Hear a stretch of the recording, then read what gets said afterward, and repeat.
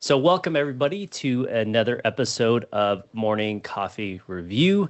I am welcomed here by Mr. Matt Lin on this beautiful Tuesday. I'm returning from vacation, and Matt has been running the fort as always, and he's returning back because he wasn't here last week either from our senior leadership conference that we actually held in Phoenix, Arizona. So it was a wonderful time seeing Mr. Matt Lin in person.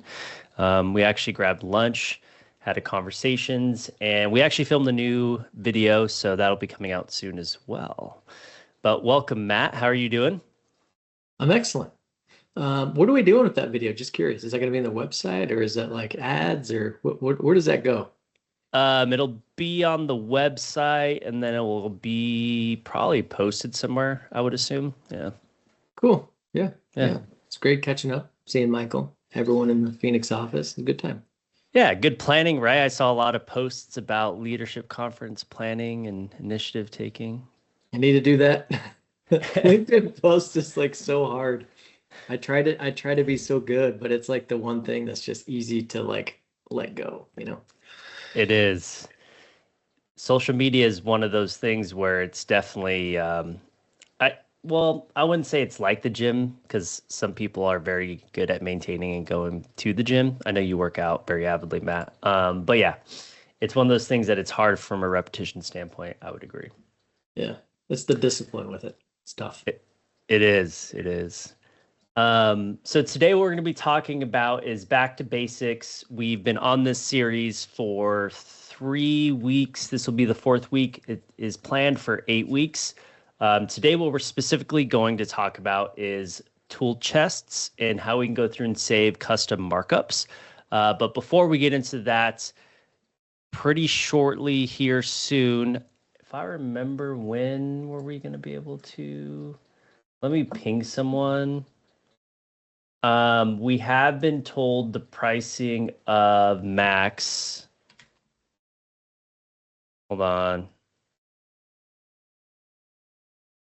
I don't think I can say anything yet, but it will be coming out here shortly from a pricing perspective, I know. And soon we'll be able to release when that date is from a release date as well for you all to be able to purchase it. Again, for all of you that are new here, this is all about Bluebeam and the AEC industry. So if you have a different topic or a conversation or a question about a workflow related in the AEC industry, we're here to talk about it. But it's always been a grassroots about Bluebeam as a solution. And we're here today to talk about tool chests. If you have a question outside of the topic, feel free to ask. Again, this is about you, the community. So feel free to help us pivot to a different topic. But today we are here to talk about the tool chests as we dig in a little bit deeper. But then I will know when are we going to do dynamic stamps? We're going to be doing dynamic stamps. Let me see. Probably after back to the basics, right? Yeah, but I also know that we have, let's see, when was this? April 21st, we're going to have Luke Prescott, who is the product director of Bluebeam on. And he actually just sent me questions. I'm happy to meet prior. Okay. Most people want to meet prior. But what does AI? Okay, so some things that we're probably going to be talking about is what AI looks like for Bluebeam. We're going to talk about what is Max, how is Max different, where is the industry as at terms of next generation technology. So actually some pretty cool stuff as well. Mm, and maybe a granular look at the features of Max. I know by then it will be launched and you will all have access to purchase it. But we'll dig in a little bit deeper. It'll be an open conversation of where technology is going, how AI affects Bluebeam, because that's going to be launched and you'll be able to access it. And that's why we're going back to basics, just to kind of reframe everything. I've been talking with Matt and you all very high level of where the industry is going, especially from a preparation of AI as a blanket statement. But yeah, perfect. Okay. I'm seeing all these AI assistants and I'm a little jealous. I want my own. I want to get my own AI assistant.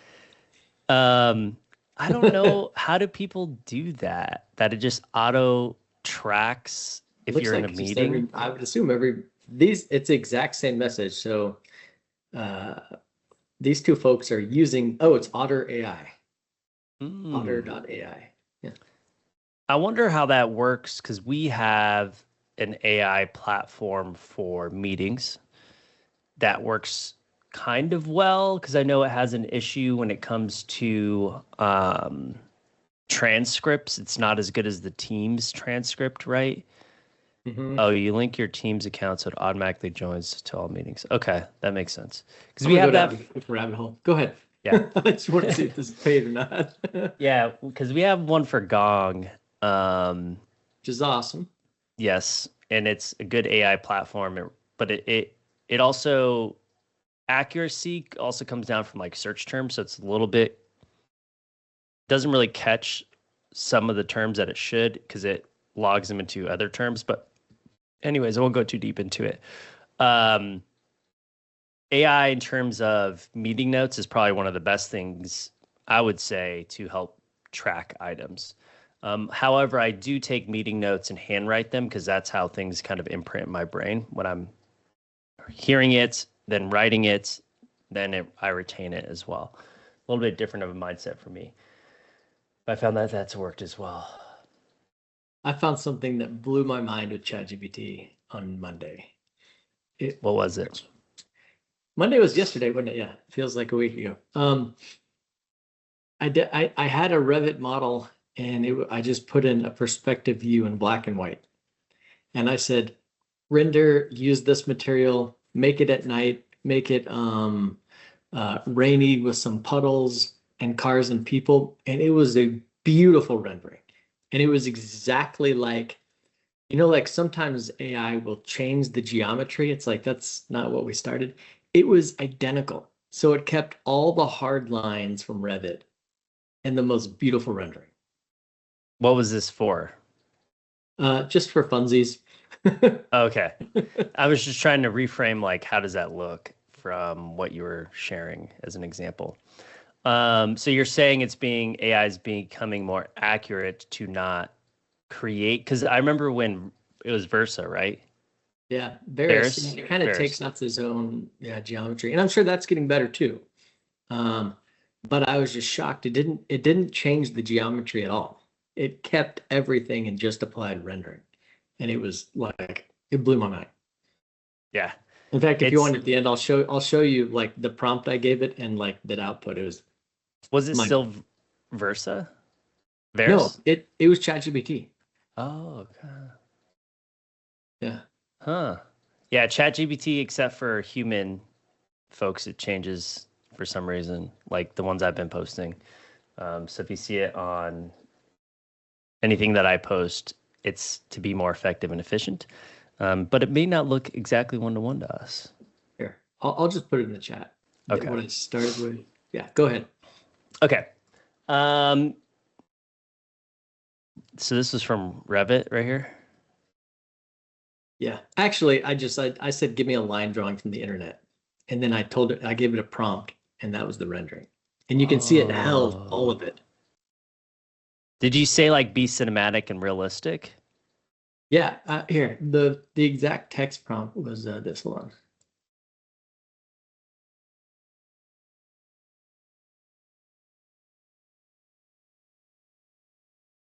Mm, That's it. yeah, photorealistic. Okay. That text prompt from that gave me that. I was blown away.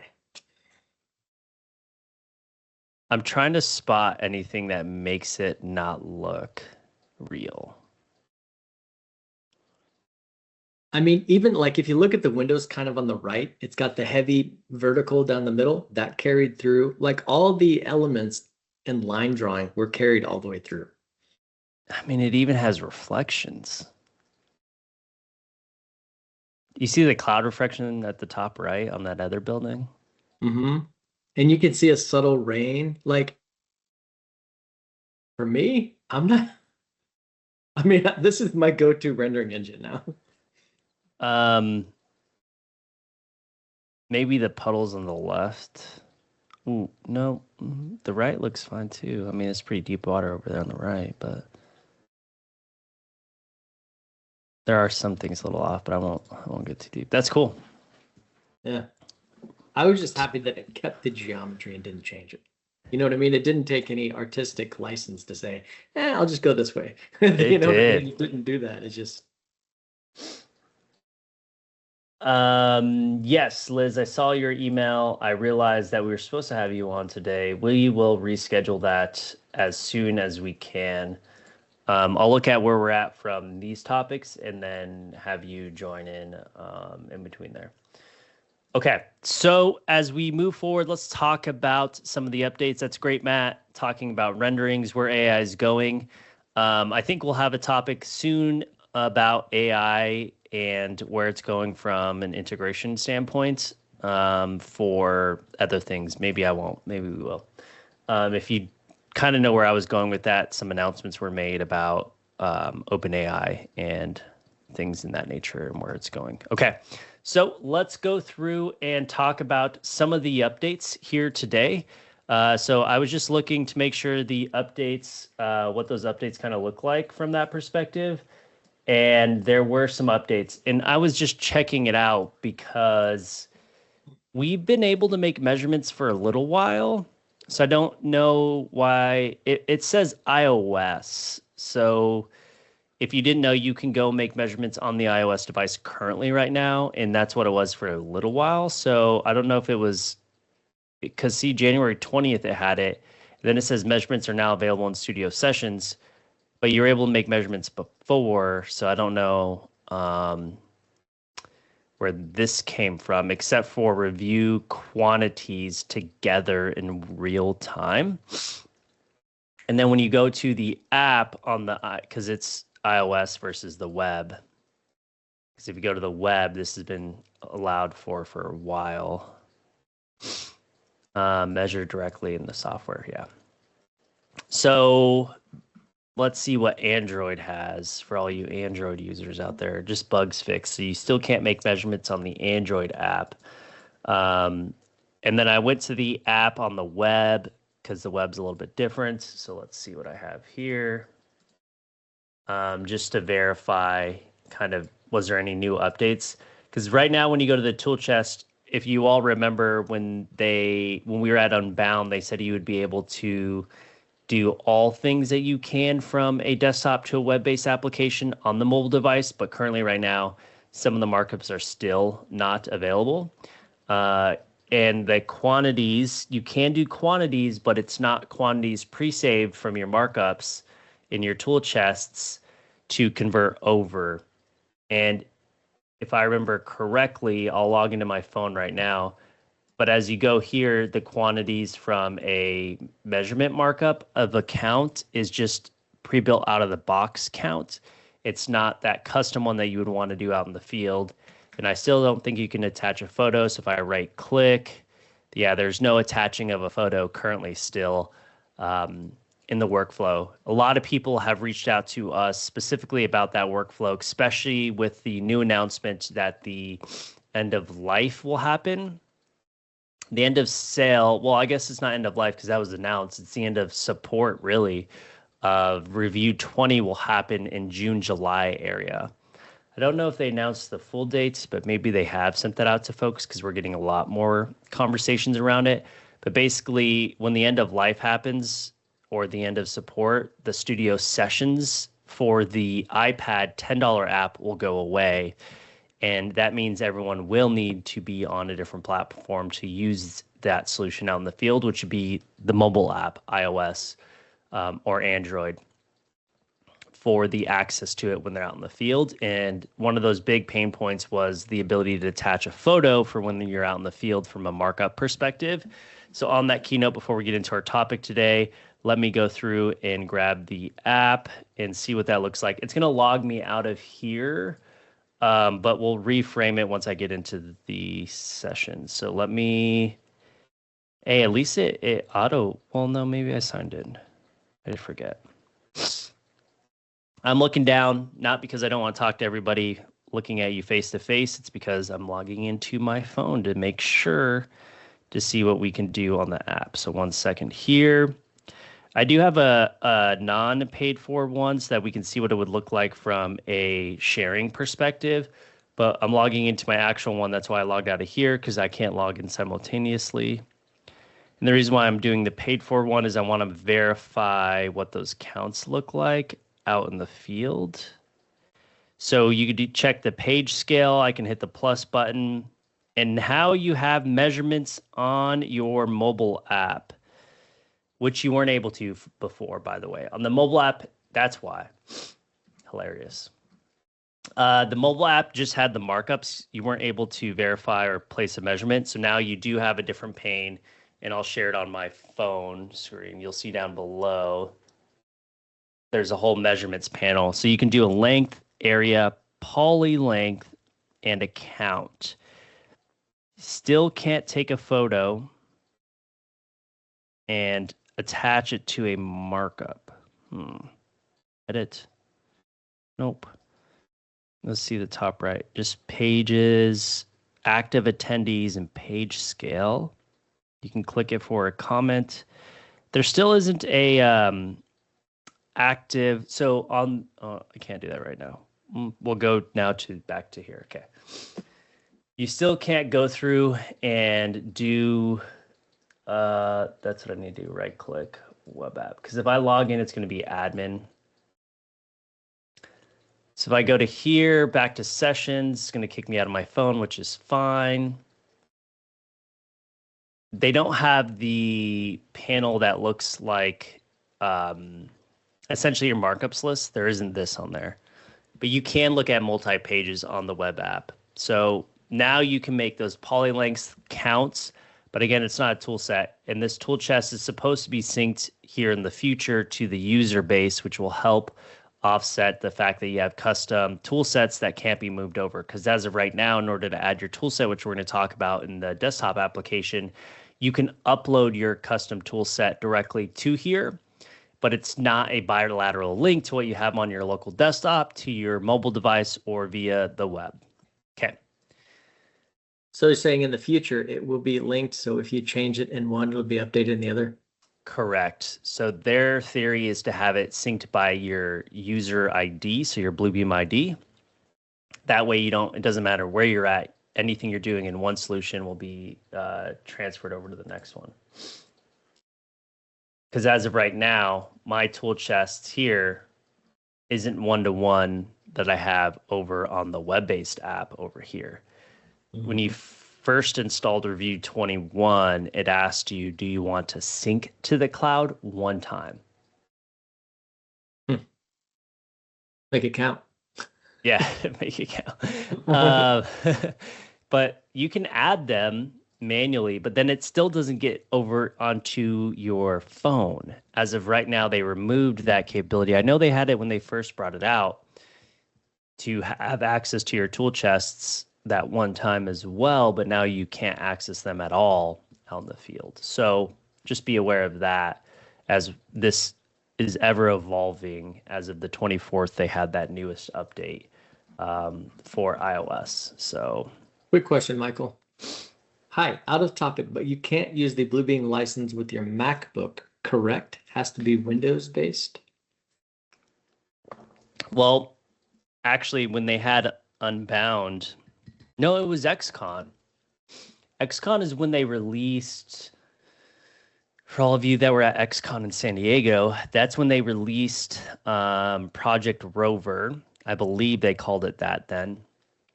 And they were launching it on the MacBook. So to answer your question, can you use this on the Mac? Theoretically, you can, because you would use the web browser. So whatever you could do in the web browser, that's what you can do on the MacBook. You can't download the desktop application correct because it works off of the Windows environment, not the iOS environment. But on your MacBook, you can use the web application. And when they showed Project Rover, which is now cloud, which is now web, because where they're going is Bluebeam Anywhere or Everywhere. I always forget which one it is. But it'll be the desktop application, the web app, the iOS app, or it'll be mobile app web or desktop. So the mobile app is supposed to be an extension of the desktop application. So it'll just be called Review 21. And you can get it on your desktop. You can get it on the web. All of you MacBook users would use the web. Just be aware of what you can do in the web app currently. And then iOS users, okay? So hopefully that answers that question. Would you say you could use all your features with the web app than the desktop application? No.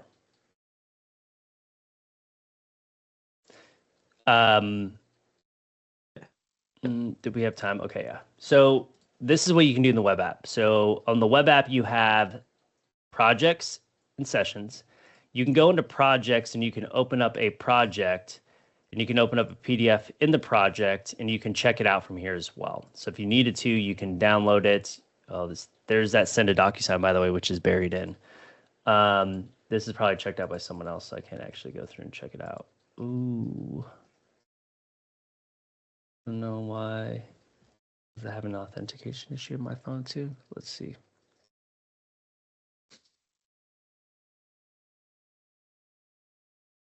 Okay. Let's go to this one. Okay. When you open it up, you can check it out. You have the ability to go through and see a revision history, download it. So if you checked it out, you can then mark it up. But to answer your question, can you do everything you can on the desktop application? In projects, you can do document management, but as you can tell right here, I can't add sheets right now. And I say right now because I don't know if that's going to be something like if I'm right-clicking, it doesn't add it, but I don't know if that's something they're going to be adding into it. It's supposed to be one-to-one almost from the web app to the desktop application for projects and sessions. But then you also have a different area that you can go through and use. So let me check in. And there seems to be a bug here where you can't hit back. This is new, so hopefully they figure that out. So I'll hit back as a web browser. There is also the documents area. So you have documents, so you have my documents. And in here, you still have the access to your own individual document. But again, this is in the documents area in the cloud. You don't really see it on the desktop app. And then you have sessions. So you have your own documents uploaded to the cloud app. You have projects and you have sessions, but there's no document management. So you can't like add sheets or anything like that. So being aware that it's not a full one-to-one from the desktop application of being able to slip sheets, create, page labels, those types of things. If everything you need to do from a desktop applications to sessions and projects, it's almost there from a one-to-one, but we're about 65% for both, I would say, the way there. Did you say that the documents tab on the web app, is that available in the desktop? Yep. No, it's my documents, which it used to be my workspace, which is moving into documents. It's not the same in terms of like the desktop because there isn't, I guess that would be like your local server. Does that make sense? Yeah. So that's just that's just in the cloud somewhere. Yeah, in their AWS server, correct. Okay. What else? Is that it? Yeah, that was a Mac question. That last one was a Mac question. Oh, what? Okay. Yeah, I'm just trying to think of like where is that document? Like where is that? Like it's just available via the web app. Looks like. Yeah, correct. There's not a stream back. If you wanted to stream back to your local desktop, it would be Studio Projects. Okay. Or so I would be hesitant to use that document. Correct. Personally. I could see it for a field person. So someone that's going out to the field that needs access to documents, that's not part of a session or a project where they just visually need to look at something while they're out in the field, meaning the construction documents, they can use that. So it's kind of like a temporary spot. You wouldn't want to, I need to bring this out to the site. I'll put it here for now, knowing that it's just kind of like, I'll need to reference it and then I'll delete it later. Yeah, which kind of like defeats the whole one area, Right. single source of truth type scenario. Yeah. Mm, yeah, I think that's it. Was there any other questions? I'll bring up the Nope, chat now that's it. so we can have this here. Nope. Okay. So that was the questions and then a bunch of AI notes. Okay, as we move forward, let's go back. Let's talk about, we were talking about markups and we were talking about going through and making the basics of markups and what's available and some of the hotkeys associated to them. Matt, I wanted to show you this. You weren't here last week. I think it's the Polyline that has it. So we'll do this. They have this new command. And I think it's only in the Polyline, but you can right click and you can round corners now. So it's like the fillet command. Oh, cool. Fillet. Yeah. I like it. But they don't have it for the rectangle. I was trying to figure that out last week. What So happens when you grab another corner that where that fillet currently is on the other one? If you're, yeah, move that corner. Oh, move this one? Yeah. Okay, so the fillet stays. It doesn't like continue to round off. Gotcha. Yeah. But that's new. So that was an update. It used to be a radius. Yeah. It used to be a radius and it was harder to maneuver. But now it's an automatic radii to it. And then we were talking about a little bit, just so everyone's aware, if you weren't here last week, there's different interactions with different hotkeys. There is the Alt key when you're going through and pressing the ellipse to get a specific radius that you're going for. And then there is Control as well that interacts a little bit differently. So just being aware that there are hotkeys and there are 3 different hotkeys: Alt, Control, and Shift.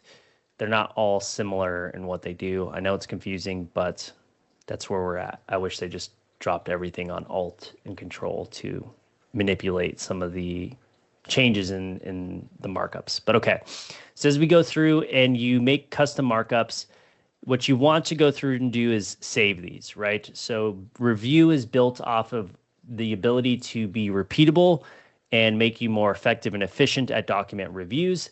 So how can we go through and create a custom tool chest instead of going through and right-clicking and saying set as default, right? Because that is a workflow. Theoretically, if you were, and I've told folks to do this if they are only making one specific, again, safe harbor statement. You're only making one specific markup. That's all you ever do. And the only case point I've found for that is folks that are more in an admin role and they're just making a one specific color markup on the documents. And I've suggested this workflow. Then you don't need the tool chest and you're not going to ever want the full power review. By all means, make it easier for yourself and you can set as default. So whenever you make the cloud markup, it will always be this green color. Does that make sense? So I'll go back and make this one so I have an extra one or reset as default. But if you set as default with this green color, and that's going to be your new markup, that will always be there when you go and grab the cloud button. Now I'm going to reset this as default so I don't change my own. But that may be a workflow for you because that's all you do. But maybe you do more than that and you want to go through and make a couple of custom different markups, maybe for specific users, like you're going through and doing an engineering review or an architectural review so you can visually see the differences of who's making what markup. We'll also talk about some of the subject matter because we talked a little bit about that. But how do we go through and save these to be reused later on? So you have a couple different buckets when you're first starting out. The tool chest is the toolbox looking button on your panel, which kind of looks like the old metal steel lunchbox. I remember watching a movie, and I don't remember which movie, when I was a young lad, that had like the steel mining lunchbox they were eating out of with the steel thermos for their coffee. You know those videos, right, Matt? Those movies? Yeah. For me, it wasn't only videos. I lived it. I remember. Yeah. Yeah. So Matt probably, at home, right? Yeah. In the 80s, it was a staple. Yeah, it was good. So from here, as you look, we did make a joke last week. I was like, this is when Matt would have questioned my age at that time. I forget what it was, but so going back to the tool chests, this is, if you don't see it, you can right click, you can say show. And by the way, we talked about profiles in the beginning one. You can come down to here and you can see the tool chest button right here, or Alt X to activate it. Now these, I have a ton of them here. I'll show you where you can go and grab some free ones. For those of you that are in the Troy de Groot era, please feel free to post his link. I know he was on here pretty recently as well. Not on MCR, but Doug, Liz isn't here. She left. So I know you have access to it, or you know where a link is for his. He has some free ones too that he went through and customized more than what the website has. So feel free to post that link in here as well. Okay. So coming back full circle, you have the recents area in the tool chests. Now the recents is the recent markup of the instance of review that you're in. So if you've opened up a review and you started making markups, these will start to populate recently made markups. Then you have my tools. Jolie, did you ping me? I saw that you're in here. Oh, today, let's go. All right, hold on. Let's all stop. Okay, I know, I'm sorry. Thank you, Jolie. What happened? She told me the day we talked about the pricing, and I see you're in here, Jolie. Do you want to jump in and talk about some pricing? Or do you want to just ping me in Teams? I'm not going to throw you on the spot. You can just ping me in Teams because I forget the price. Thanks, Doug. While she's doing that, my recents is empty. Does it reset when you close the application and open it back up? Yep, that's what I was going to say. So as she's typing, or if she decides to, you have to let me know, Julie, because I have to promote you. But yeah, the recents is cached local to the instance of review open. So not the PDF. You can close the PDF. But if you close the instance of review, it goes away. It's cached. Yep. Now, if you want to keep it, typically what I recommend is starting everyone out in their My Tools. So My Tools is right here. And this is where you save them. And it used to be, excuse me, it used to be locked to the numbers, the hotkeys here. It used to be locked to the specific thing. That was like a keynote of why My Tools was so awesome. But anyways, My Tools, you can just drag it up. So you can left click, hold, and see how it has a blue icon. You can drag it up into My Tools. My Tools is the first one that automatically has the keyboard shortcut. So these numbers aren't just to help you keep organized. They are hotkeys. So now I can press 56 on my keyboard, and now I have a orange markup. Hey, Julie, are you listening? Are you there? Did you walk away from your desk? She said I'm working on a LinkedIn post on price. Oh, well, can you tell me it here? I know you're making a LinkedIn post, but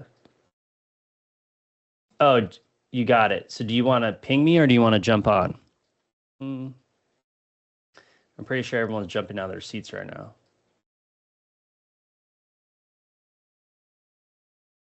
Okay.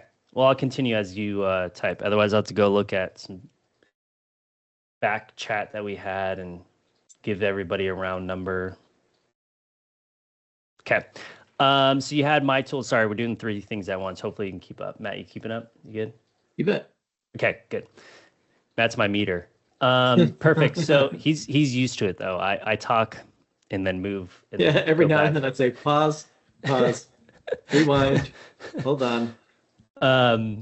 Okay, so these are your hotkeys. Now be aware, I'm just going to tangent a little bit. This is new, and the reason why I'm saying that is that you can actually go to the gear symbol on any tool chest, and you can now enable number shortcuts. It moves them out of My Tools and enables them on your new one that you've just enabled. It doesn't give you all of them because then hotkeys wouldn't work essentially if you did that, because one would be one for something else. But yeah, basically you can move the hotkeys to anyone that you have created. It's hard because I don't know if you add me. Okay. Jolie's going to jump on. Okay. Allow camera and allow. I can't make people presenter anymore. What's up with this? and allow mic. Okay, you're enabled, Julie. What happened to? Oh, maybe I did it the wrong way. Hey. There we go. Hey, it's Jolie. All right, I'll stop share. Good morning. I'll stop share so that everyone can see. I can't see you because you're all the way over there. But okay. So Jolie, if you guys all weren't aware, is our Bluebeam product manager here at ATG. You've all met her. She's been on here a couple of times. So I know we have been back and forth with pricing, and you said today we're allowed to talk about it. So what's going on? Want me to say it? Yeah, because I don't remember what you said the price was. Okay, well, it is $590 a user for an annual subscription. Okay, so let's go to Bluebeam Max. I wonder, do you think they posted about it? They haven't. Yeah, because they're not up yet. Sorry, I wasn't going to join because we're trying to be like the first ones to post about it. Oh, well, yeah, we could post about it. This will just be after the fact. This is for everyone here that joins and gets updates before everyone else gets updates. That's why I want to talk about it. So for those of us that weren't aware, Bluebeam Max is coming soon. When can they purchase it is going to be one question. Everyone ask Jolie your questions. Let me put this over here. Let me go back to the chat. Matt, by the way, when Jolie says we can get access to it, we're going to be testing the Revit integration as well. Awesome. Prove it. Yeah, prove yeah, it. Wait. That's down here. Oh, wow. So cool. It kind of looks like the issues column. You know what I mean? So when can people get it, Jolie? So we don't have a specific date yet. I know it's going to be mid Q2. I'm hoping that we can sell it a little bit sooner than that. But Bluebeam's doing kind of a focus launch currently. How do you get part of this focus launch? I'm not completely sure. I know you can get included on the beta, and we have a link for that, but they haven't given us any really details in between now and Q2. Okay. When is Q2? Because do they have a typical Q2 or a calendar year? Yeah, thanks, man. Yeah, so it'll be April. Yeah. Wait, what's the difference? Calendar year or fiscal year? Fiscal year, okay. Yeah, so Autodesk is 11 months ahead. Some people think it's 1 month ahead. Behind, they're actually 11 months ahead. So it's February to January. The future year. So we are currently in Q1 2027. Autodesk. Yeah. So confusing. So they don't do what Autodesk does. So Q2 is Q2 of a typical calendar year. Okay, so I know some details, and I'll go through here and ask some questions that are more in the area of. Okay, so there is currently the ability to get access to it, but it's a focus group. If you want beta access, feel free to shoot us an email here, or do I say your email, Jolie, if they want beta access, or do I just say ATG? Either one. Okay. Do you want to say your email? Yeah, I'll put it in the chat. Okay. It'sjallen@atgusa.com. Maybe I shouldn't have had you say it. Sorry, it's too late. Can't take it back. Because for some reason I'm getting so many emails now, and I'm assuming YouTube, when your email gets put on blast, someone gets the algorithm or transcript. Anyways, I'm sorry if you do, Jolie. Okay. But email Jolie if you do want access to the beta. They're doing a focus group to start. So I'm assuming since the price is going to be launched today, which is not on their website, you may have been in, I don't know how that's going to work. Jolie's going to definitely kind of ask those questions today and get that more info for you. But be aware that you will be able to, how that navigates from a beta perspective. I don't know if you were in beta, then that you're part of that focus group that gets early access to purchase it. Okay, so back to pricing, it is $590. Yes. Okay. What happens if you are a current user of Bluebeam? Can you talk about that? Yeah, so there will be a way to upgrade. Bluebeam hasn't released that information yet, but they have confirmed that like if you have grandfathered pricing, you will be able to move from complete to max, as well as if you're currently on basics, core, or complete. There will be an upgrade path for everyone. They updated this page. Sorry to take off on the tangent. This is the Firmus integration. So now you get access to the Firmus integration. Check this out. Catch problems sooner, spot changes with AI precision, use AI review to scan construction documents for design issues, scope gaps, and discrepancies. That's pretty cool. Okay, so there is going to be a transitional area for those folks that are currently on an existing Bluebeam license. That's great news, because I remember you and I, when we were at Unbound, Jolie, we were asking those kind of questions because you, the community, came up to us and asked those questions about some type of, when they came out with the SaaS-based pricing, it was net neutral transition. So it looks like there'll be something like that. Now, what other questions should I ask? No one else has questions? Yeah, Danny, hopefully you caught the last time we said it was $590 will be the price, plus tax, of course. There's tax for software, right? Matt? Julie? I'm sorry, what? Is there tax for software? The tax? Yeah, like do you get tax on it? If it's $590, is there tax on it? I would assume so, yes. Yeah. Yeah, Okay. I would say depending on where you are. Okay. Oh, yeah, better answer. In Oklahoma, I would say yes. Did you know that Texas doesn't pay state taxes? Really? Like when you file in April, no state taxes. How do they do it off of what do they call that? What's your home tax? What do they call it? Property? Yeah, your property tax. Is that how they get their? I don't know how they swing it. My sister lives in Texas and she told me, I was like, what? That's just unfair. It's like I want to move there, just for like April 10th through 20th and move back.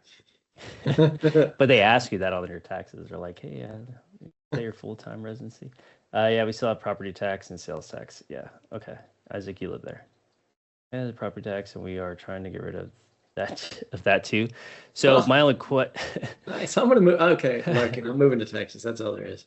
Well, then how much is your state tax? All right, we won't get into taxes right now. Okay. Yeah, huge derailment there. So everyone will be able to message us and maybe get a pathway to get early access to the full launch of it. Maybe, right, Jolie? Maybe. Yes. You're gonna ask questions. I have a meeting with Bluebeam this afternoon. So as soon as I find everything out, we can let everyone know. Okay. Well, you heard it here, folks. First here, folks. It is $590. Jolie's going to make an awesome post announcing that today. And you cannot currently get access to it unless you're part of the pre-launch program. Jolie's going to find out the details on that. Early Q2 is when they said they will launch it to the full public, and the pricing will be $590. You will have the ability to do some type of transitional upgrade, and once we get more details on what that looks like, we'll let you all know. But at least you know the price. You can forecast that. That's actually a little bit. No, I guess it's kind of in the sequence. It's like $100 and $140. Let's not round down. I'd get yelled at for that. Extra. Ooh, what was that noise? It was this assistant. I don't want to talk to you. Okay. What else? Anyone else have any? Defended that AI bot. Dude. I just said AIA. I meant AI. Yeah. Yeah, I know what you mean. So the change in homestead exemptions. Okay, we're back to taxes. Let's not go down that. Okay. I think that's it. Okay, let's go back to tool chests. So as you go through and create your custom tool sets, you're still on camera, by the way, Jolie. So if you want to stay on, you're more than welcome to. Everyone say hello to Jolie. Again, if you have any questions, she is our product manager for all things Bluebeam.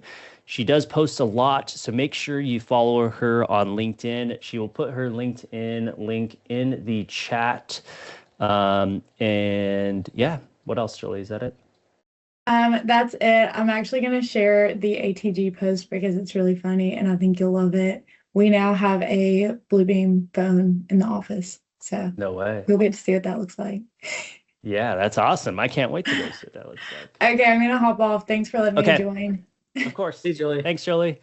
Okay, so as you go through and look, you do have the ability to save your tool chests and you can create your own. So if you go to the top left drop down here, you can, oh, it's not scrolling all the way to the bottom anymore. So you have the ability to go to here to manage your tool chests. And we're going to go, manage tool sets. And we're going to go through and create our own. So these are called tool sets in your tool chests. They're saved out as .btx file. In the future, as we talked about earlier, how the stream of these will flow is they will probably not be a .btx, or they may still be, but they will also be tied to the user. That'll also be great for deployment. So right now, if Matt and I were able to standardize things in our current workflow to be more effective and efficient, it would be an import or deployment. In the future, it should be in the org admin area where you can then publish it to all users, making it a little bit easier to get access to them. So you can go through here, hit the plus button. You can create your very own. I'm not going to create any more because I have too many, but you can just create new. You title it. And this is that instance, if you remember back when we were talking about profiles, profiles controls the way the user interface works, as well as your tool sets. So I said that we'll be talking about it as we move forward, and that's where we're at here now. This does get tied to your profile. Now, you can't pick specific profiles. It's either the current profile that you're in or all available profiles, so that if you switch to a different profile, will it show up there? You can go back and change that too, by the way, but being aware at this first instance, you can create your own and it'll show it all. So you're just going to name it here. And what happens is once you've created it, it will show up here. And again, you'll see them right here. And how do we... There we go. I was trying to do this in training the other day, and I was looking because they used to have an arrow to move them up or down. So see how they're organized here. If you want your architect review like Matt would at the beginning, you drag it up, right? Right, Matt? Yeah, I was going to say, I'm going to do that now. Oh, mine is at the top. Probably because it's alphabetical, but... So you can drag up and organize as we go through. Now, once you've created your custom tool set, you can start dragging them over. So you can go from the recents, you can go from my tools. You can even grab one that you've made on a PDF or someone else has made on a PDF if it hasn't been flattened yet. You can right click and you can add it to your tool chests here. So those are a couple of options, or you can just like Control C and then Control V, and it will pop up in your recents as well, which that was a bad example because it was already there. Make a different color. Let's go blue. Okay. And you can see that that one popped up because, again, just reiterating that once you're making a new markup, it goes into recents because it becomes part of that recents platform. So now once you've moved them around, you can go back to the gear symbol. There are two different modes to these. There's symbol or detail mode, and that just shows some of the metadata. The detail mode shows your metadata and how you can customize them.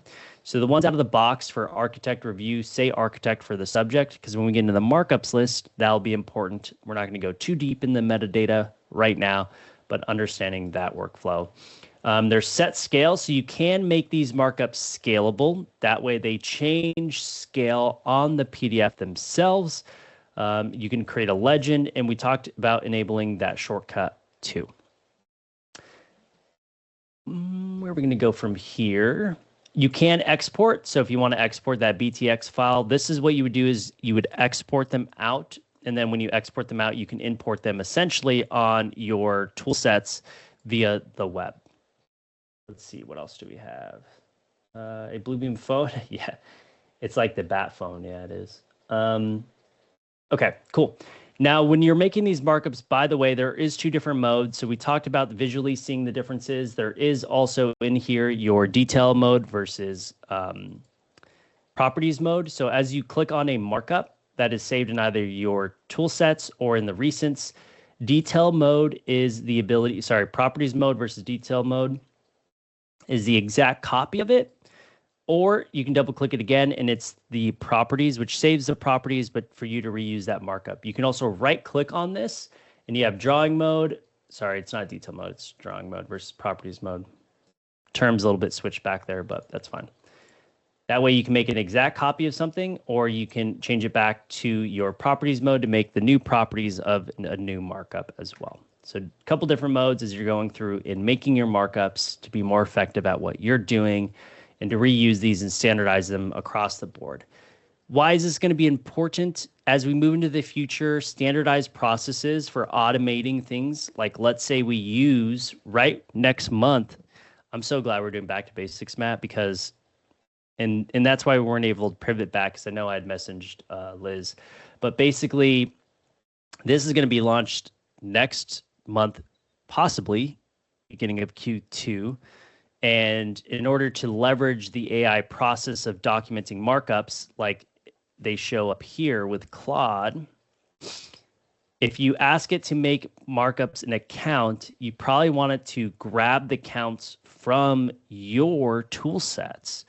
And if someone else has a different quantity tool set, especially for estimating, that's going to throw a wrench in the delivery of that information to maybe your cost estimating solution, which is just quantifying those items. So standardizing your tool sets is going to be hyper important. Is it safe to say if you're going to use Claude, you'd be better off using out-of-the-box stuff?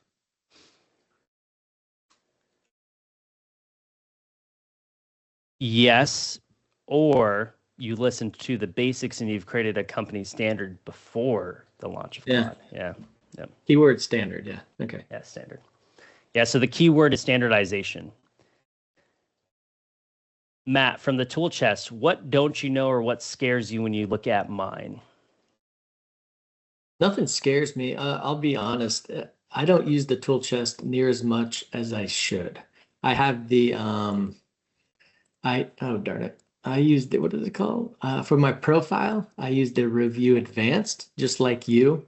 And I've gotten pretty used to where things are along the top and sides to where I honestly don't use the tool chest as much as I probably should. So you're not customizing a delivery from a metadata perspective. You're still doing like a markup from a visual perspective. Would you agree with that statement? Yep. Yeah, so some folks still use markups visually, and that is impactful and being rapid in the use of those. But there also is that ability for some folks like estimating workflows where you want to customize the way the markups look and morph to different workflows that they're using. Because when we get into the markups list and talk about and customizing the data down here, you want to be able to itemize all those as well. Yeah, and I do use that metadata, like I use statuses and all sorts of things, but I haven't customized the metadata yet. I just use the out-of-the-box stuff. Yeah, statuses are huge, especially when you're doing project review, which I know Matt still does. So you're able to go through here and do a status, and you can do like a review, and you can mark it completed, and it would change it a color. Yep. And my completed is always a light gray. Is it really? Yeah, because just think about it. If it's light, it looks complete. Like, just change that to a light gray now, like real quick. I will. We'll do it by filter. Even if it's not a status, you can just do like color, and you'll see just. Yeah, see, it looks like done. It doesn't. It's not calling your attention. It's like in the background. Yeah, and theoretically, you could still do this same workflow. So if I change the status to complete on this one, right click, we'll do set status, and we'll do review, and we'll do complete. Oh, that changes color. Hold on. So what happens when you do a lot? We'll do this one. Okay, confirmed. You could theoretically still do it by a filter, and you can say filter out list by something. So this one's currently filtering out. We don't clear all. You could do it by status, and you could just do confirmed. So that, oh, wait, clear all. We want blank. So anything that's blank in a status will essentially not be grayed out, and everything that is will be grayed out. So filtering also helps with that. Okay, what else? No other questions? Perfect. So going back again, what else? You do have the ability to scale your markups, and we'll show that as our ending kind of keynote of the tool sets as we got derailed for our unprompted Bluebeam Max pricing launch. Okay. So to create scalable markups, you can do it a couple of different ways. You can go to a completed set. Maybe you know the scale at what things were created, like your symbols, or maybe you're creating a detail sheet to have easy detail drops for a marked up set. That's what we'll go through and do. So we know this was created at 1/2 inch equals a foot. I'm going to use G for the hotkey of the snapshot. And then I'm going to do Control V to paste it, because in order to get a markup that you just snapshotted as a recent, you have to do the paste. So now that it's been pasted and placed, I now have this in my recent tools. I can delete that one. And you can go to a tool set that may have the exact scale that this is at. So I'm going to left click, hold, and drag. I think my foundation details are all the same scale. And I probably shouldn't, I think I've copied that one before. So let's go to this one here. Do G. This is the same scale, Control V, perfect. I'll drag this down. Now on the gear symbol here, you can set a scale. Now what you're doing here is saying that anything that falls into this tool set, it'll be at this specific scale. So we're saying 1/2 inch equals a foot is this specific set scale. And now when you go through and place it, it'll scale to the document per the scale of the PDF. Now, if I said this was something different, like 1/16 of an inch equals a foot, we'll see that this markup actually doesn't go in at scale. But this full detail sheet is actually at 1/2 inch equals a foot. So if I go through and scale this page to 1/2 inch equals a foot, now whenever I drop something on, it will scale appropriately. So that's how you create. But it doesn't change the one you already dropped. Correct. Yeah. Yes. It does when you do a measurement, but not the scaled markup of it. So it's a little bit different when you do a scaled measurement. Yeah, if anyone is looking at the chat or if you're on YouTube, make sure you go through and check out the Bluebeam community page. Doug is creating a Champions Show and Tell series called Tool Creation. So Advanced Part 1 and Advanced Part 2. That's how you create those custom scalable tool sets. You can also, by the way, start adding a layer to a lot of your tool sets. So if you go into the layer, you can double click and place a layer state in here as well. If you needed to multi-grab your tool sets, by the way, and drag them into a now new custom one, that is a new option. So I just did that by doing a shift select. So selected my first one, or I guess you could do a control as well, just a typical Windows. And then you can left click, hold, and drag it up into any tool sets that you want them to go into. So being aware that they are modular in the ability to grab now multiple ones from one tool set and drag them into the next. That didn't used to be the case. But now it's a lot easier to go through and do that. It used to just be one at a time. Again, making the tool sets a lot easier and more maneuverable to utilize them. And if you're like me and you need a bigger scale, there's a scale bar down here to drag and make them larger, so it's easier on your eyes. We will dig in a little bit deeper before we go into episode number 5. And then I'll reach back out to Liz and get hers rescheduled for the custom stamps and JavaScript for all of you. The big Dorito and the little Dorito. Yes. Funny when you say Dorito, because it does look like Doritos. But when I think of Doritos now, I used to paintball a lot. and they have a paintball one that's called Dorito. So you'd be like, they're at the Dorito, they're at the Dorito. Okay. Anyways. Was it a triangle target, I assume? Yeah, it was like a, but it wasn't like flat. It was actually like a pyramid triangle. Alrighty. Well, thanks everybody. So you heard it first here today. Max pricing. Julie's going to be posting that. We talked about the tool chests. We talked about AI and renderings. What else did we talk about, Matt? Oh yeah, the web-based updates. We talked about taxes a little bit. Taxes. Yeah. Move to Texas. We'll save on taxes. And we welcomed you back. Are you going to be traveling anytime soon, Matt? Or are you home for a little while? I am in the office next week, and then the next week is my kid's spring break, and so I'm taking off.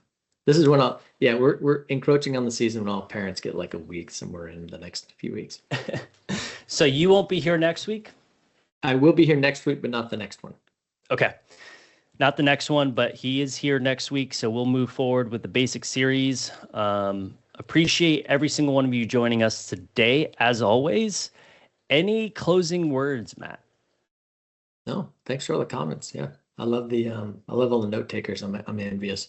I want to get Otter now. You want to get Otter? Did you look it up? Is it free? Yeah, there's a trial. And you can see one of the notes in here. It says your 30-minute free is up. So, so everyone has the free one. Okay. Yeah. All righty. Well, perfect, everyone. We'll see you all next week. I appreciate every single one of you for joining every single week, and we look forward to seeing you all next week. Thanks, everybody. Hey there. Thanks for tuning in. If you like this video, make sure to subscribe and check out some of the other content on our channel.